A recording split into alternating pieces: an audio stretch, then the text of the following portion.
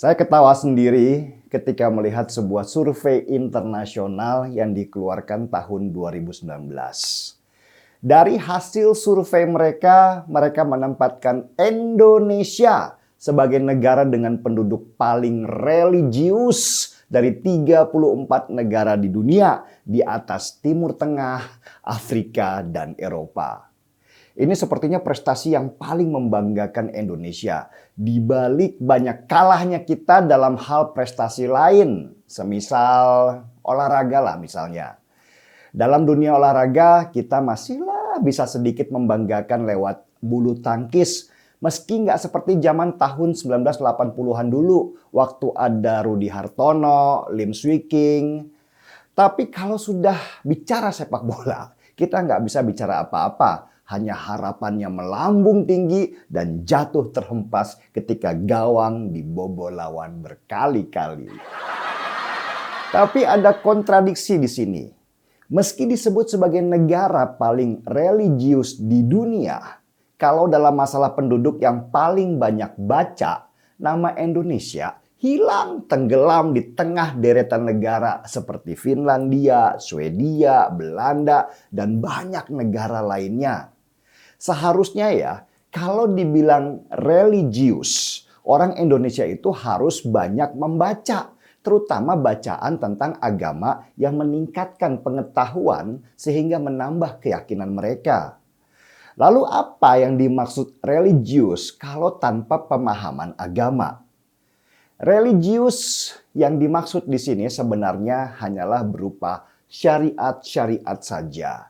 Ibadah dalam bentuk ritual tanpa didasari keilmuan pemahaman tentang kenapa ritual itu harus dilakukan.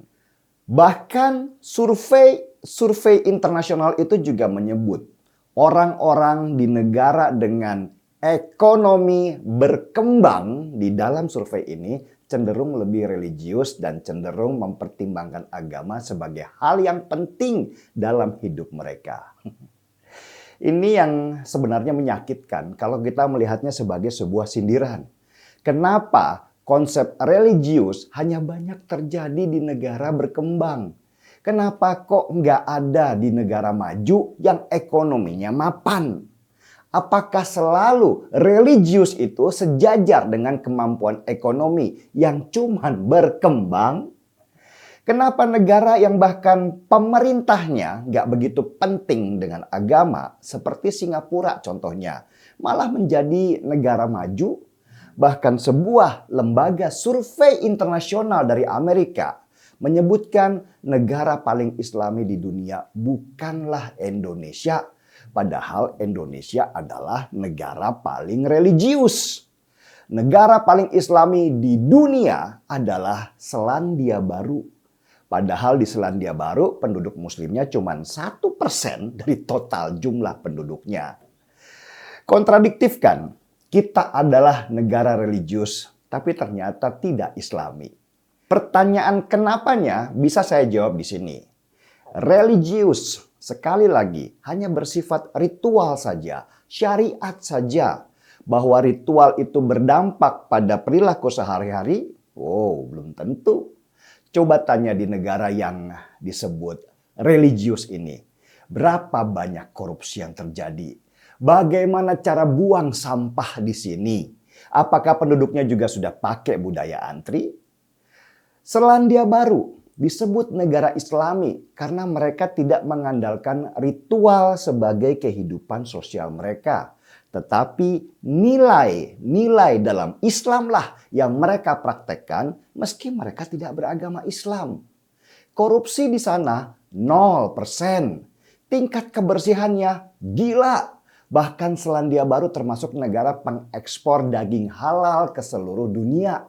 Juga nilai kehormatannya kepada orang tua termasuk yang tinggi. Itulah yang disebut Islami. Nilai-nilai keislaman yang menguat, yang dipraktekkan dalam kehidupan sehari-hari. yang sering kita sebut dengan adab dan akhlak. Lalu apa yang terjadi di negara religius ini? Bayangkan, masuk bulan Ramadan aja, ulamanya masih sibuk melarang warung makan buka siang hari. Puasa buat mereka masih hanya sebatas ritual saja, syariat saja, cuman di ranah lapar dan haus saja, nggak ada nilainya. Ada juga yang pamer sholat di tengah jalan, entah dengan alasan apa. Ada lagi yang pamer baca Quran di pusat perbelanjaan di Yogyakarta. Pertanyaannya sederhana, mana nilai islaminya? Nggak ada.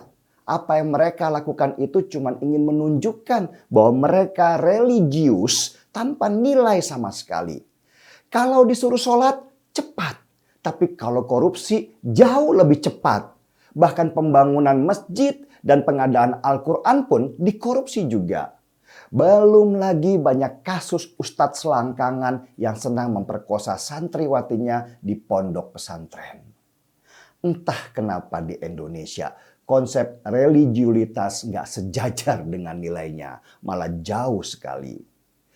Itulah mungkin kenapa kita itu sulit maju, hanya bangga dengan gelar negara berkembang saja. Karena untuk maju kita harus bisa memahami nilai-nilai dari agama dan dipraktekkan dalam bentuk teknologi, sains, dan segala macam keahlian di dunia.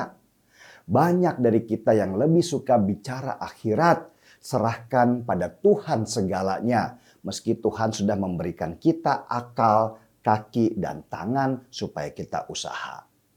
Di kita ini, maaf saja, lebih banyak pemimpi surga daripada pekerja.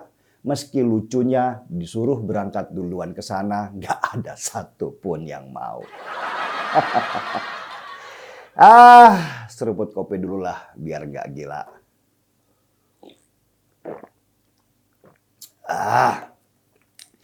Selamat menyambut Ramadan ya teman-teman semua. Markisa, mari kita sambut bulan puasa. Saya Denny Siregar, kita di acara Timeline.